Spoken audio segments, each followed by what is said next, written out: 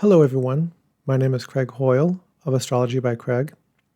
I'm a Year 4 student with the Asheville Vedic Astrology Apprenticeship program, and this is my video presentation on the divisional charts in Vedic astrology. Now the divisional charts are an important and unique aspect to Vedic astrology. They allow the astrologer to dial in on specific areas of a person's life and see just how the person is going to feel about that area of life and how they're going to respond to it. And this helps the astrologer to understand how the person is going to react and interact with that area of life that the divisional chart represents, which is important for understanding just how well that area of life is going to manifest for them. Now, another name for the divisional charts is vargas. And varga means set or division. And the best way to understand how the vargas work and what they are is to understand how signs work and what signs are. So we have this zodiac that is a 360-degree band of space that surrounds us, and it's divided up into 12 30-degree divisions that make up the signs. Now, in Vedic astrology, the signs are called Rasi. And Rasi means heap, as in a heap of signs or a heap of degrees. So this tells us that within each division of 30-degree space that makes up a sign, there is a heap of other signs that one can explore and evaluate. So vargas are simply further subdivisions of that 30-degree space that makes up the signs that we can use to create charts from that can give us insights into specific areas of a person's life. All vargas are built upon the foundation of the birth chart, which is called the first divisional chart, or Rashi D1. Because the birth chart is the foundation upon which all the divisional charts are built, the information one finds in the divisional charts will never contradict what is found in the birth chart. This is because the vargas share an energetic frequency with the birth chart. This is why they are also called harmonic charts, because they operate in harmony or harmonic union with the birth chart, just like in music, where harmonic notes stem from a master scale. Now, to best illustrate how the vargas function, I'm going to tell a story. Once upon a time, there was a man who was traveling on foot to a particular destination, and he was in a real hurry to get there, so he was walking at night. And as he was walking down the path, he sees in the road ahead of him a coiled up serpent. So out of fear, he runs back the way he came. In the morning, he wakes up and starts his journey again. When he comes to the point in the road where the previous night he saw the serpent, he sees a coiled up piece of rope. So in that moment, he realizes that he was never really in any danger, because what he thought was a serpent was actually just a piece of rope. Now this story tells us a lot about perception. And perception is our ability to become aware of something through our senses. We take in what's going on around us, and we form opinions, beliefs, and judgments around those things that we use as the basis for the actions that we take in life. Now, the key to perception is how we process what is happening around us, how the lens of our consciousness interprets exactly what is going on in front of us. Now, astrology considers the planets as aspects of our consciousness. They are the lens of our perception in a way. And all planets take the light that is coming from the sun and refract it down onto us through the prism of their energetic consciousness, coloring how we see things. When we see a planet in a particular degree point in a sign, there's a lot of information around that planet's immediate environment that can give us insights into how the planet is feeling about what's happening around it and how it's going to respond to those things. So the vargas are like a microscope. that focuses in on a particular degree of the sign where a planet resides, and it magnifies that area so that we can see how that planet is perceiving what is going on around its experiences around different areas of life. Now, the birth chart gives us indications of the concrete experience of a person's life. It tells us where the person is going on that path in life and what's going to be a part of that path. The vargas are important because they help astrologers to understand how the inner world or inner dimensions of a person's life experience is being perceived. They give us indications of how the person is going to feel about that path of life that they are walking and how they're going to feel about those concrete things that are showing up on their path in life. It is important for an astrologer to understand a person's perceptions about a particular area of life because it helps to understand if the person is perceiving the things that are in their life as either something that is positive or negative. Perceiving something that is positive or negative is what determines how satisfied we're going to feel with that thing and how satisfied we're going to be with that thing. It's going to tell us whether or not that thing is worthwhile to have in our life. If something feels worthwhile, we're going to want to work to keep it in our life as much as possible. If it doesn't feel worthwhile, we might feel that it's more of a burden to keep it in our life, and we're not going to put a lot of effort into maintaining it. So how we determine whether or not our life overall is worthwhile really depends on how we feel about all these concrete things that are making up our life. How we really feel about the path of our life and what it is giving us.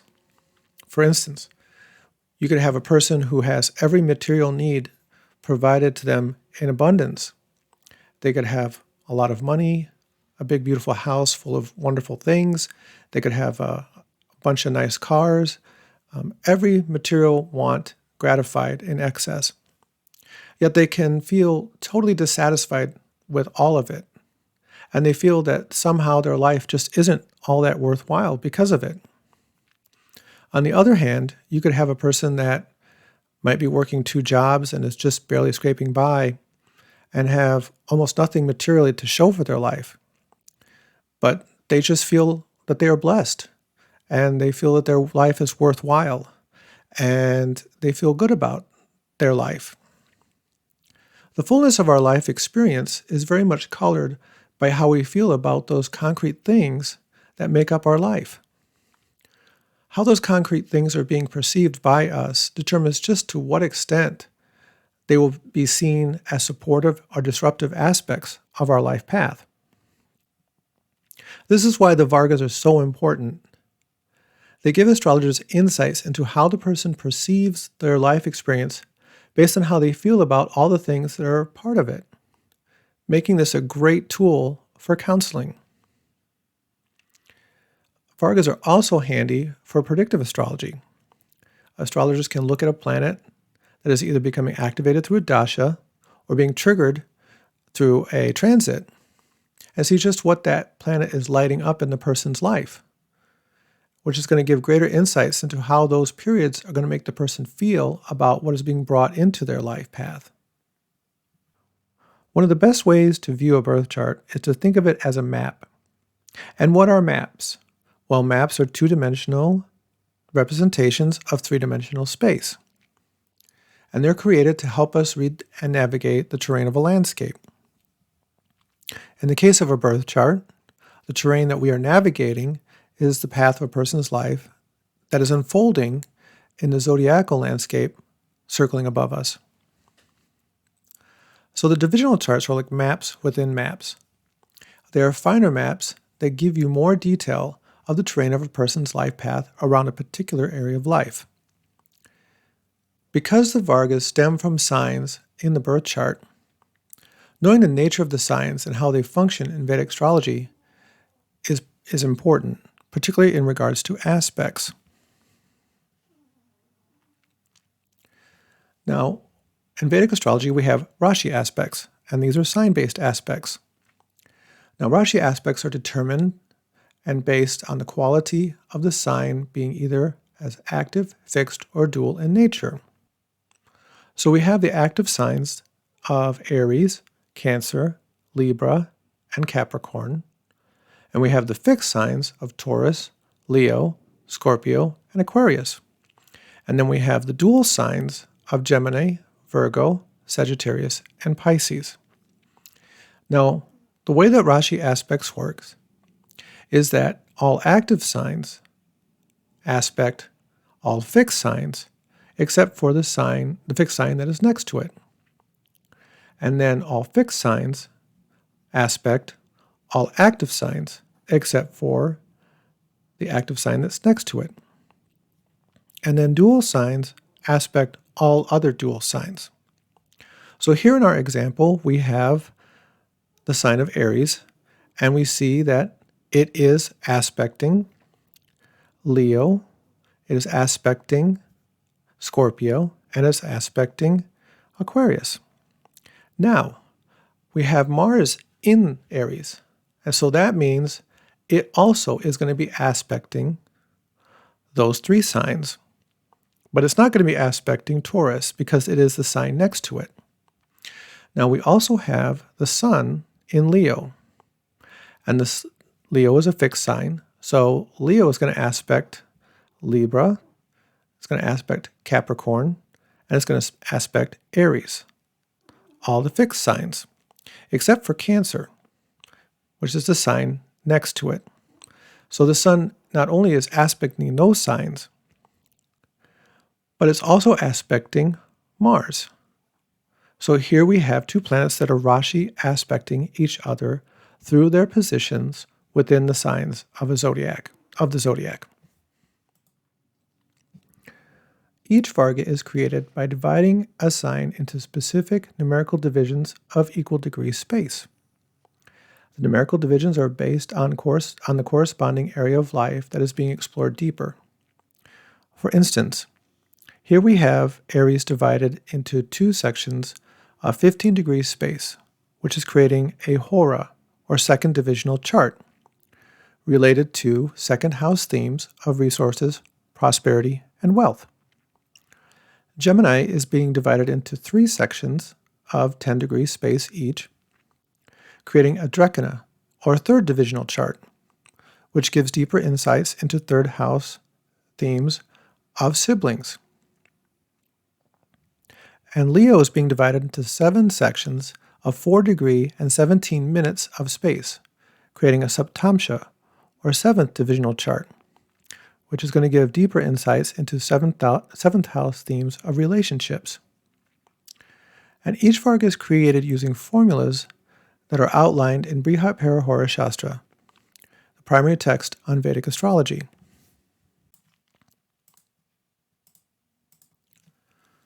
Now let's go over how to calculate a Saptamsa chart using the birth chart of Frida Kahlo. For this presentation, I'm going to be using Ernst Wilhelm's Kala software, which calculates the vargas for you. But I want to go over briefly how a varga chart is created so that you understand better its function in Vedic astrology. Now, in order to calculate where a planet is going to be placed in a varga chart, you need to know two things. You need to know what section of the varga the planet is going to fall in.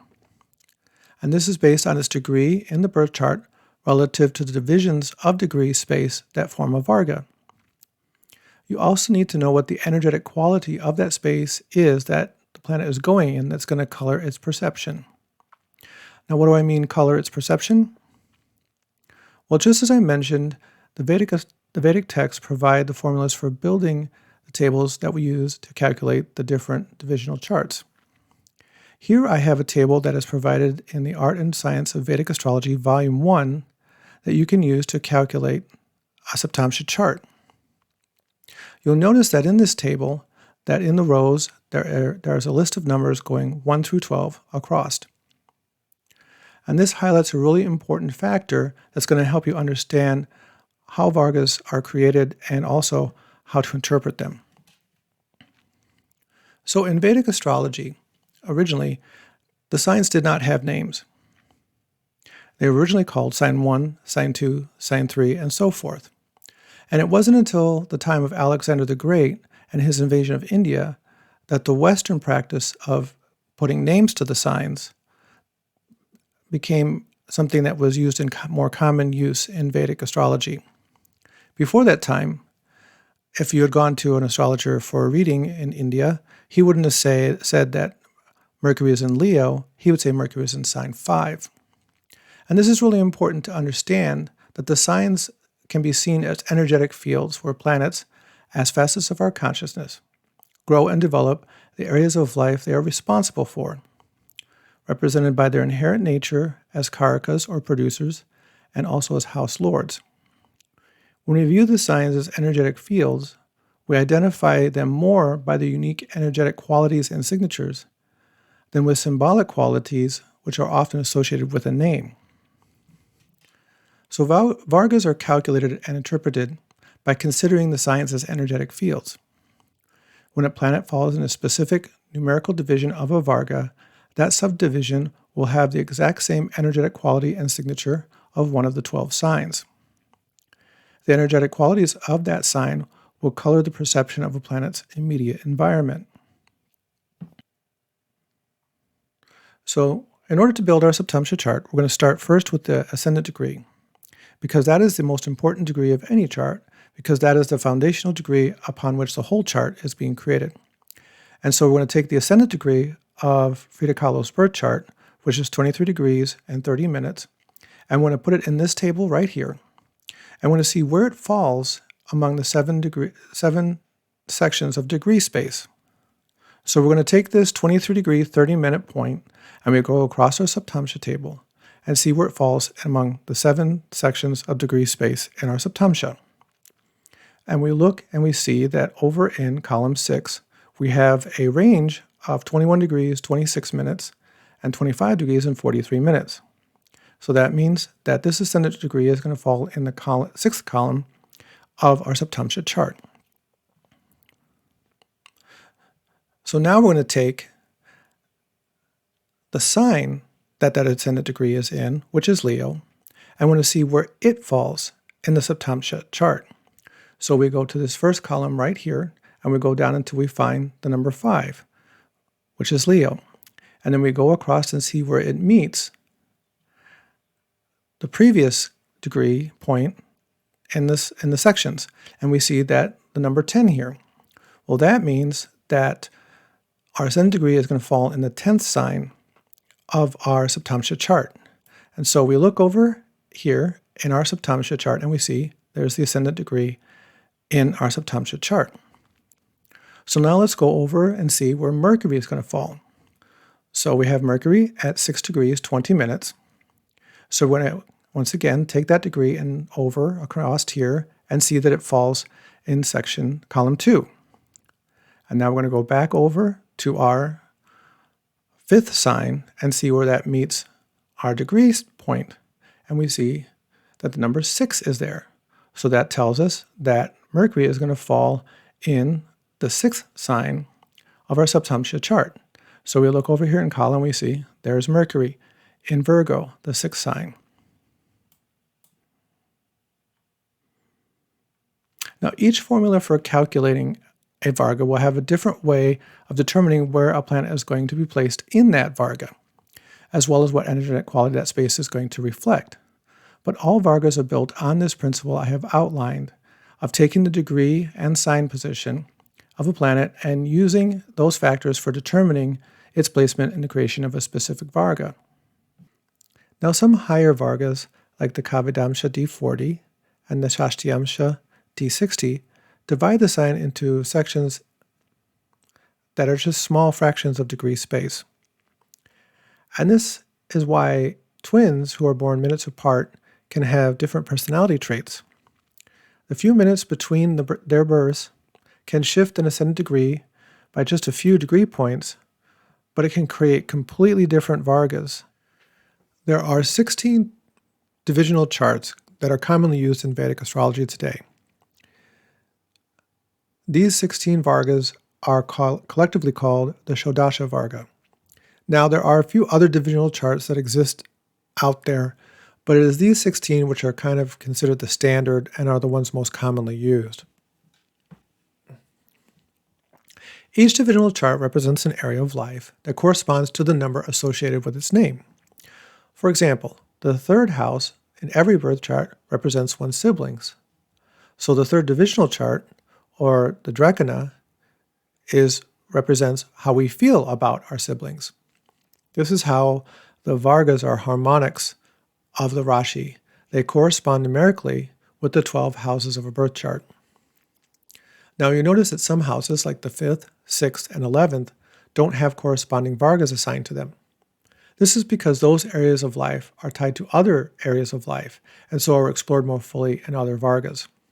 For instance, the 5th house of children is tied to the 7th of relationships.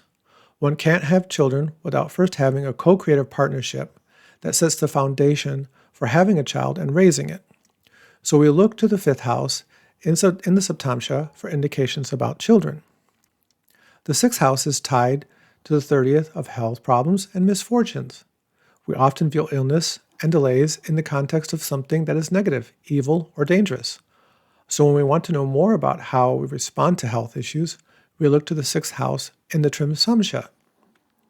The 11th house is the realization of our desires and ambitions, a goal for almost every house and area of life. So we look at the 11th house in every varga to see if our hopes for that area of life will be realized. We also have 4 additional vargas that deal with things like general strengths and weaknesses, auspicious and inauspicious effects, and general indications of a person's character and inherited karmas. These are fascinating areas to explore and give deeper insights into the transpersonal nature of a person's life experience.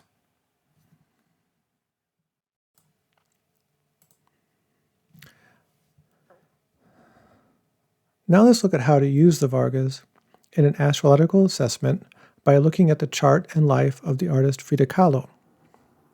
Frida Kahlo was a 20th century artist whose surrealist paintings reflected themes of the cultural identity of her Mexican heritage and also her struggles with personal relationships and chronic illness. Success would come late for her in her life, and most of the fame that she enjoys now came posthumously.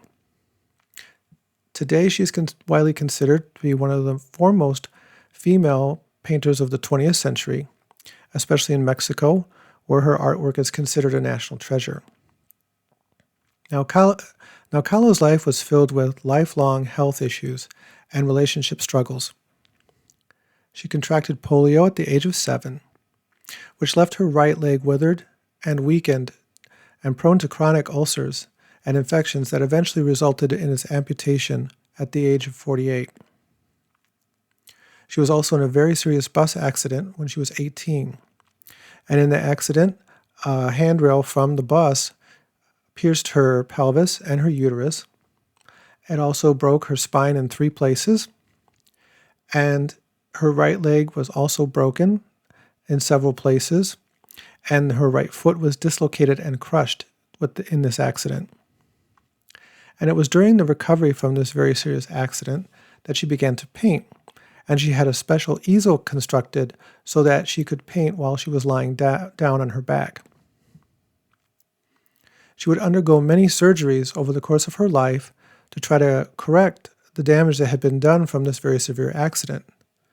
But just about all of these surgeries failed to accomplish this and actually resulted in more pain and more discomfort and more suffering for her. Now, Kahlo was married twice in her lifetime, both times to the same man, Diego Rivera, whom she met when she was 19. Diego was an established painter in Mexico, and both shared a love of art and politics. They were both active members of the Communist Party, and they used their fame and their status to promote their political causes. Both Frida and Diego engaged in extramarital affairs throughout the course of their marriage, and eventually it led to a divorce when Kahlo was 32, but they remarried 1 year later and remained together until her death. Let's explore the path of Frida Kahlo's relationships as seen in her birth chart, and then explore it in the relevant vargas. And we're going to start by looking at her first house to see the path of her life as an individual. Kahlo was a Leo ascendant. Typically, Leo ascendants are people who have a strong will and sense of themselves. They're intelligent people, and they like to be noticed and acknowledged, and they tend to want to shine over and dominate their environment and those around them. And the path of Leo is very much the path of a king who is willing to make any sacrifice for the establishment of their kingdom. So there's going to be a strong sense of will that's going to help them to do this, but that strong sense of will can also get in the way of co-creative partnerships, as that urge to rule and dominate and put one's agendas first is going to get in the way of co-creating with another person. So the sun is the lord of the first house, and we see that the sun is in the 12th house of Cancer. The sun is both the ascendant lord, and it's also the natural karaka of the self, indicating that Kahlo's path in life was strongly focused on the 12th house. And the 12th house is a house of loss and also confinement. It's a Dusthana house, a house of suffering. So the things of the 12th house bring suffering by making things expensive. The cost of having them is just too high to keep them around. And Kahlo would spend long periods confined to her bed due to her chronic illnesses. The 12th is also a house of dreamlike states. And Kahlo's painting had a dreamlike quality about them that she said reflected her sense of the world. The sun is in a great friend's dignity in the 12th. So that's going to give strength to its agendas as a first house lord.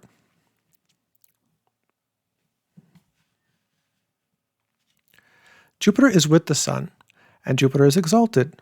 So it's going to bring a lot of grace and good fortune to the sun. Jupiter is the ruler of the 5th of creativity, and it's also the ruler of the 8th of sudden breaks and changes, as well as chronic illness.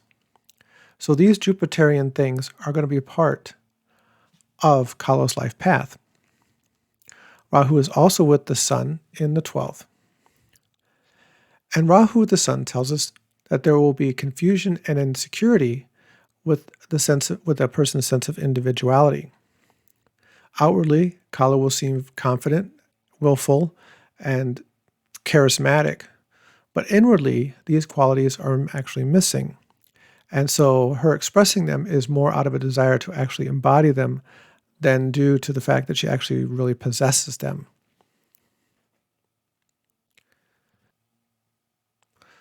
The moon is the lord of the 12th. It is Rasi aspecting from Taurus, which is its Mula Trikona sign. This makes for a strong moon, but that moon is also waning. So the things of the 12th house are going to have a waning quality to them, which means it's going to be difficult to keep them in a person's life. They're going to tend to wither and fade away and eventually leave the person. So the last 4 years of Kahlo's life, she experienced an increase in her chronic illnesses, and she was very much alone. And it was during this time that her right leg was amputated. And so it was a very dark time where she went through a lot of physical, emotional, and mental pain to the point that she became suicidal. The moon is also Kahlo's Atmakaraka. So we have all three self-indicators, all concentrating on this 12th house, making for a very strong life path centered on misfortune, confinement, and liberation. Now Mercury is in the first house, and it's in a great friend's dignity.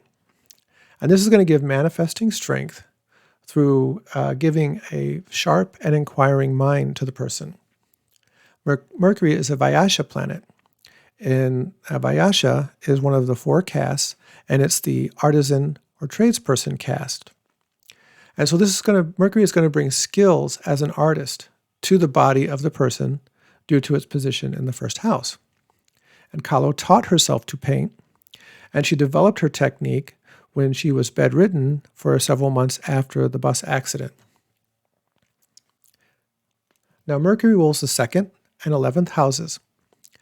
And because of its excellent dignity, it's going to indicate a very strong capacity to earn through one's own efforts and to realize the success of one's ambitions through social relationships. Mercury is also Kahlo's Darakaraka, or the Karaka planet that represents the spouse. So having the Darakaraka planet in the first house indicates that one's partner will be very much tied to the person's identity and the body of their life experience. We also have Mars and Ketu in the 6th house, Rasi aspecting the 1st house. Mars is exalted here, and it's going to bring passion and a desire to exercise one's will through activity to the 1st house, through the body, through the personality.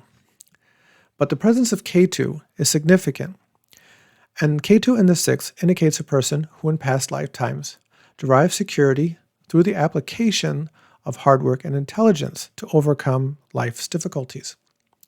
But see, in this lifetime, that external security is going to fall away. It's going to become unrealized and unfulfilled. Because no matter how hard they try, no matter how much they put their efforts and their work and their intelligence and their skills and their logic towards these things, it's just not going to come together for them. And this is going to create a lot of fear and doubt and uncertainty around a person's external security.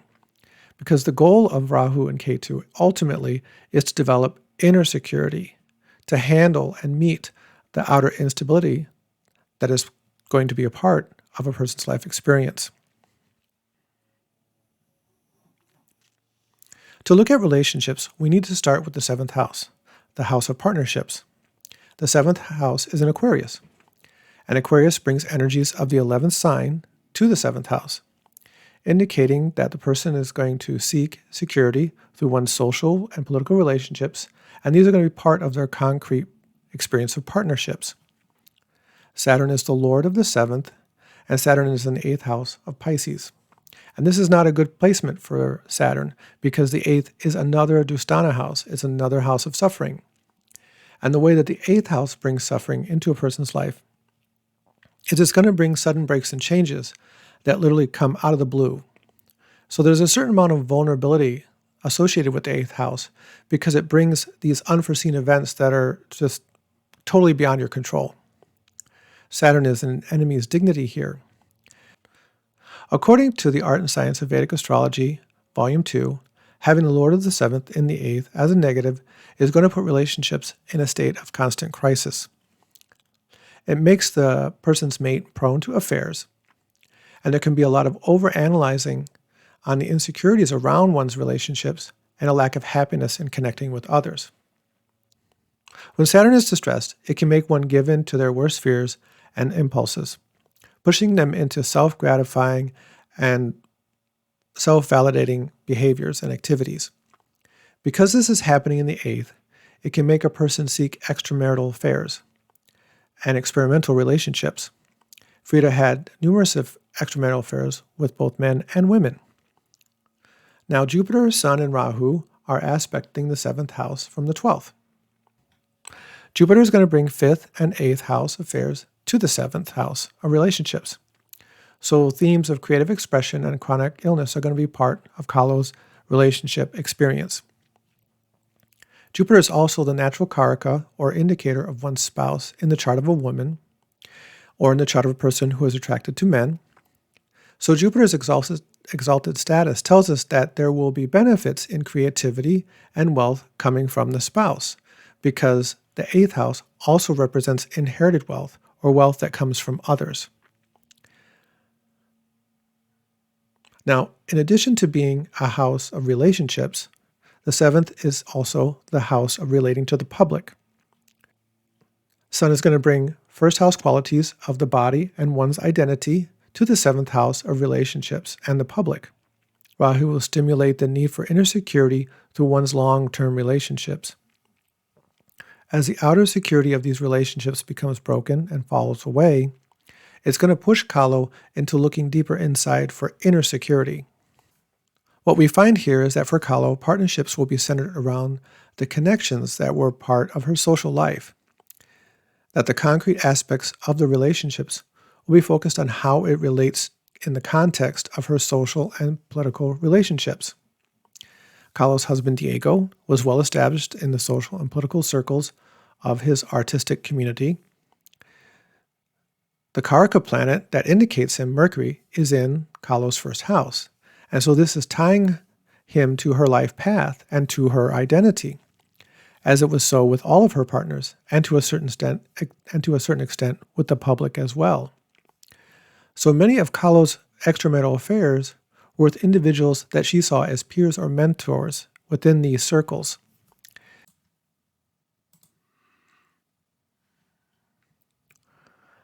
Now let's look at the Saptamsa and see how Kahlo is going to feel about her relationships.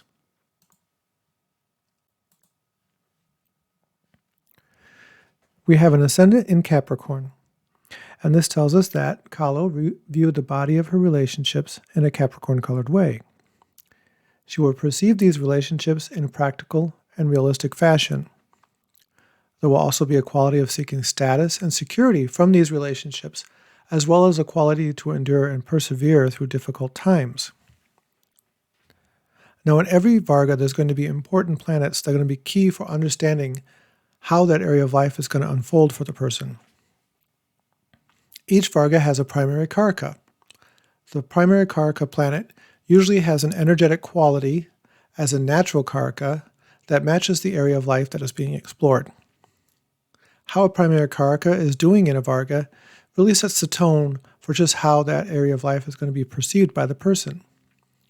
So when we look at the Saptamsa for Frida Kahlo, we're going to look at Saturn, Jupiter, and Mercury because these are all going to be important planets for her.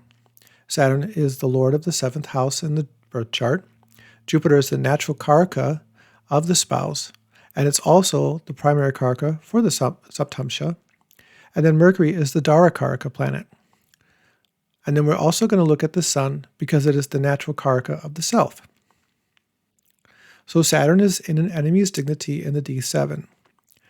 Saturn is benefiting from a Rasi aspect from exalted Mercury, which will help to manifest relationships in Kahlo's life and give her the capacity to communicate and manage her relationships well.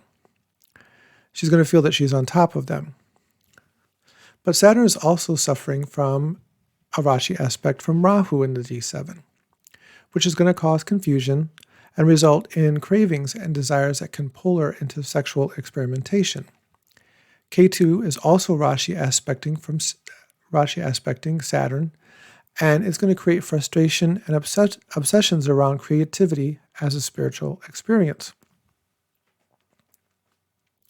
Kahlo engaged in bisexuality and extramarital affairs with individuals whom she felt were her creative and intellectual peers. And this is something that you could view in the context of, like a lot of artists who rationalize such behaviors as part of chasing a muse of creativity and in an exploration of their creative expression. Jupiter is in a neutral dignity in the D7. It is with the Mula Trikona moon, indicating that Kahlo had a good capacity to receive creative inspiration and to create a legacy that will live on after her. However, a Rasi aspect from Mars in Libra tells us that this legacy will suffer from a lack of understanding in the principles that she was trying to impart through her work. And Kahlo said that her paintings weren't surrealistic. They were representations of her own reality as she saw it. This can translate to relationships where the principles that she was trying to impart to her partners may seem real to her, but might seem surreal to them. Here we have an example of just how important the vargas are in astrology. Now, in Frida Kahlo's birth chart, Jupiter was exalted in Cancer, but here it is neutral dignity in the Saptamsa. So this tells us that concretely, Kahlo is receiving the benefits of an exalted Jupiter in her concrete life, experience. So in regards to relationships, because it was aspecting her 7th house in the birth chart, she's going to feel that effect, and it's going to manifest a relationship for her. But in the Saptamsa, that Jupiter is in neutral dignity. And so this tells us that while concretely she has an exalted Jupiter that's bringing her wonderful things and manifesting them in a great fashion and an exalted fashion, in a Saptamsa, she's going to perceive relationships in an average way. She's not going to see them from an exalted view. And remember, Jupiter represents optimism and the ability to see things from a larger perspective. So in that regard, she's going to view relationships in an optimistic way, but it's going to be in an average optimistic way. It's not going to be exalted. And so she's going to see things only from the bigger picture perspective in an average way and not an exalted way. So this is why these vargas are so important, because you might look at the birth chart and say, well, she has an exalted Jupiter, and think things are going to be wonderful. And it's only by looking at the Saptamsa that you see, well, it might be wonderful, but she's perceiving them as being somewhat average in her life. Sun is exalted in the D7, and it's being Rasi aspected by Venus from Scorpio. And this indicates that one's creative spirit will be sustained through the enjoyment of intercourse. Kahlo's liaisons had the potential to support her creativity. However, with Venus, it's all about balance. Venus is in an enemy's dignity in Scorpio, so it's going to be stressed. And so that's going to indicate that these liaisons aren't going to bring that balance, and they're actually going to do more harm than good and offer up more distractions than any real inspiration. So what does all this tell us? Well, it tells us that Kahlo's personal relationships were rooted in social and political relationships. This was the foundation. This was the body and personality of her personal relationships. Things like identity, creative self-expression, chronic illness, and a drive towards inner security were all part of that concrete path of those relationships. But we found that there's going to be trouble in her understanding her beliefs to the extent that she's going to be able to express them to her partners in a way that isn't going to come off as being surreal or grandiose. And that's going to make a person feel isolated and drive them into things like extramarital affairs, out of a desire for connection, identification, and out of a need to find creative fulfillment through those partnerships. Now let's see the path of marriage in Frida Kahlo's life as indicated by the navamsa. So for the navamsa, we have your first house in Scorpio for the navamsa. And the qualities of Scorpio are devotion, nurturing, and helping broken people. It can bring a level of possessiveness and criticism to the body of one's marriage. So for the navamsa, we're going to look at Mars, who is the 9th house lord in the birth chart, Venus, the primary karaka for the navamsa, Jupiter, the karaka of the spouse, and Mercury, the dara karaka. Mars is in an enemy's dignity in the D9, and this indicates that Frida is going to have trouble with compromise in marriage. Mars rules one's logic, so there's going to be difficulty in knowing what path will be the right one. Mars is with Mercury, and it's also with its lord Venus. And Venus is in its own sign, and so this tells us there's going to be a good capacity for having a marriage that is based on lasting principles. This is because Mars indicates our hunger for our passions, and Venus represents those passions finding their fulfillment. And Mars is going to add the capacity for the individual to relate to their partner. So this is going to create a very dynamic and expressive combination as far as marriage goes. Now Jupiter is in debilitation in the D9. So right away we see that the spouse is going to have a low capacity for marriage in the sense of being able to remain committed to something for the long haul. Jupiter is being Rasi aspected by Ketu, and this is going to bring frustration to the marriage.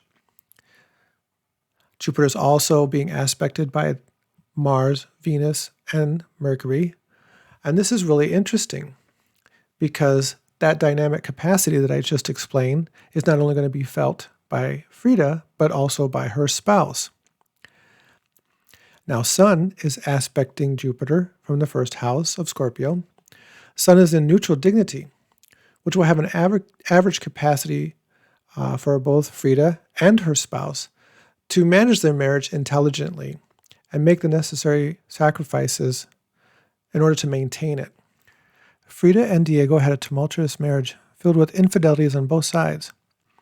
Yet there was also an understanding between them that smoothed over the extramarital activities which would normally implode a marriage. There was a passion to it that found fulfillment. Venus, the primary karaka, was in great dignity in the D9, and it also rules the ninth cusp. So this indicates that despite its difficulties, there was an underlying devotion that Venus brought to the marriage that soothed things over and nurtured it through difficult times. Now let's go back to the birth chart and explore the path of Frida Kahlo's health as seen from the birth chart and also from the relevant varga. And for that, we need to look at the 6th house. Kahlo's 6th house is in Capricorn. Having a 6th house in Capricorn combines the energies of the house of health, disease, and obstacles, and the state of bodily functions with the sign of practicality, seclusion, obstacles, success over time, and feelings around security. We see that Mars and K2 are placed here, and Mars is being Rasi and they're both being Rasi aspected by Mercury and the Moon. Now Mars is in its place of exaltation, and so it's going to bring the energies of the 4th and 9th houses, the houses that it rules, and those themes of family bonds, domestic matters, grace, and deeper insights strongly into this 6th house. So this tells us that Kahlo is going to be able to draw greater insights from her life path and develop a home life that will be emotionally comforting for her and allow her to work in a disciplined way. But K2 is in the 6th house.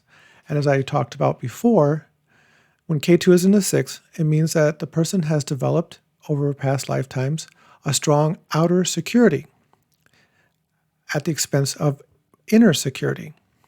So now K2 is here to liberate the individual from that attachment of external security through things like debts, obstacles, illness, and disease in order to promote the development of inner strength. And Mars and K2 indicate the potential for injury, as both of these planets are cruel and potentially violent. And this highlights another interesting facet of Vedic astrology, and that is planetary yogas. Yogas are planetary combinations that join or yoke a person to a specific karma. They reveal inherited tendencies that a person's current life experience is going to have. Now, there are numerous yogas that you're going to find in astrological texts. The astrologer B.V. Raman compiled a list of over 300 important yogas. But for this presentation, think of yogas as specific combinations of planets in specific positions that reveal a karmic fruit that a person is going to experience in their life. Now, the 6th is a Dusthana house, as I said before, a house of suffering. And because Dusthana houses deal with themes of debt, illness, death, confinement, and loss, they are considered inauspicious houses. Analysis of these houses is going to reveal the challenges that are going to shape the quality of a person's life experience. And in Frida Kahlo's chart, there are some really important Dusthana yogas that I want to go over that highlight just how powerful an influence these yogas are in the life trajectory of an individual. For instance, one of these Dusthana yogas simply states, if Mars or K2 is in the 6th or 8th, there is danger from injury or ulcer. Another one states, a planet in the 6th house afflicted gives trouble to the limb represented by the afflicted planet, in this case Mars, and feet. Now, Frida's right leg was weakened from polio that she contracted at the age of 7, and that weakness left her leg prone to conditions like venous ulcers and gangrene in her later years. Kahlo experienced a serious bus accident when she was 18 years old, as I said, and she was impaled by a handrail that punctured her pelvis and uterus and caused numerous spinal injuries that plagued her for the rest of her life. So when we see these two Dusthana yogas in the context of what we have already found through this analysis, we see how just a couple of simply stated yogas, when they become qualified and magnified through planetary influences, they become very significant yokes to a person's life experience. Now, Mercury is Rashi aspecting Mars. And while Mercury is going to help that sixth house to manifest well, it's going to hurt Mars because Mercury and Mars are natural enemies to each other. And when a planet is a natural enemy, that means it's going to get in the way of a planet's agenda. In this case, Mercury is going to get into Mars's way and going to prevent him from establishing his agenda. And this is going to cause a feeling of starvation. And this is what is called a lajatati avashta, or a planetary condition. And so this is going to starve, Mercury is going to starve Mars's potential for the things that it wants to try to accomplish. And so when Mercury starves Mars, the natural ability of Mars to react instinctively becomes clouded by too many options. It's going to cause Mars to second guess itself because it becomes too focused on what the rules are instead of doing what is right in that moment. And this can result in not taking the right action at the right time. Before her right leg was amputated, Kahlo suffered infections that led to gangrene setting into her toes, facilitating their amputation. Had Kahlo taken the proper steps at the appropriate time, she could have potentially avoided or lessened these infections from causing further problems that would lead to things like amputation and gangrene. Now, the appropriate varga for the sixth house is the D30 or trimsamsa. And we're going to explore trimsamsa and see what it has to say about health. So we have a first house of Pisces for the trimsamsa. And Pisces has the energies of the 12th of confinement, isolation, sickness, procrastination, comfort seeking, and liberation.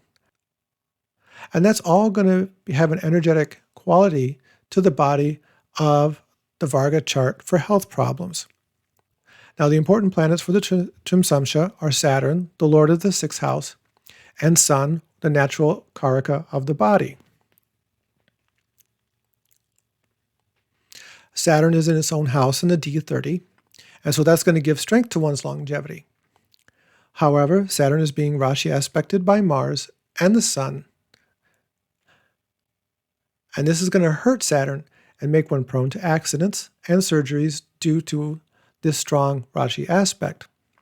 Sun and Saturn are creating a mutual negative aspect to each other because they are natural enemies.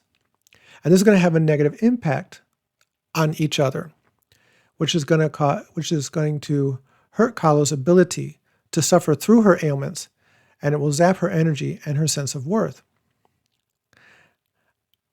And so this is going to negatively affect her vitality and longevity, and it's going to wither her body over time through chronic disease. Sun rules the sixth house in the D30, and the afflictions to it as the Lord are going to be felt in the sixth house. And while the sixth house is benefiting from a Rashi aspect from Mercury, it is also getting hit by this Saturn, just like its Lord is. Mercury's Lord Venus is being aspected by the Sun and Mars as well. And even though it's getting help from its Lord Mars, it's still getting hit by that Sun, which is going to cause separation. So what we're seeing here is that Saturn is going to gain the upper hand. And so for Kahlo, that means that her life is going to be prone to chronic illness and lameness and all of the adversities that's going to come through that. And these are going to be a part of her everyday environment, and they're going to persist throughout her life. In looking at the health of Frida Kahlo, we found that there were strong influences coming from Mars and Ketu that together were going to create potentials for violent events that were going to affect her overall health and the state of her body. The conjunction of Mars with Ketu and being afflicted by its enemy Mercury created Dustana yogas, which brought trouble and affliction to Kahlo's body and its overall health.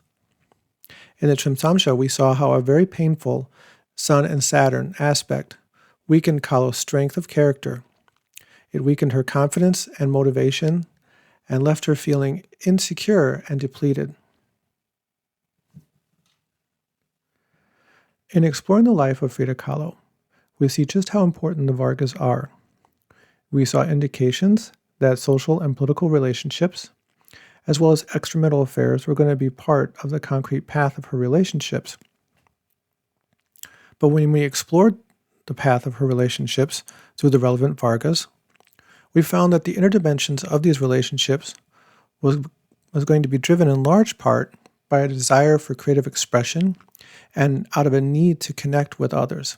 But there was going to be frustration, confusion, and a lack of understanding of the principles of those relationships that was going to color her perception of them in a way that would come off as surreal to her partners. We also saw some troubling indications for the concrete path of her body and her health. When we explored health in the trimsamsa, we saw indications that her chronic health was going to drain her of her vitality, inspiration, and drain her of her capacity to endure and persevere through those conditions. The divisional charts are a wonderful addition to an astrologer's toolkit. They are useful for astrological assessment because they reveal the inner harmonic dimensions of how a person is going to feel and relate to a particular area of life that is part of their life path. This concludes my presentation. Thank you for watching. If you want to know more about the chart of Frida Kahlo, you can go to astrologybycraig.com, where I have posted a 10,000-word astrological assessment there that I conducted as part of my participation in the Asheville Vedic Astrology Apprenticeship program.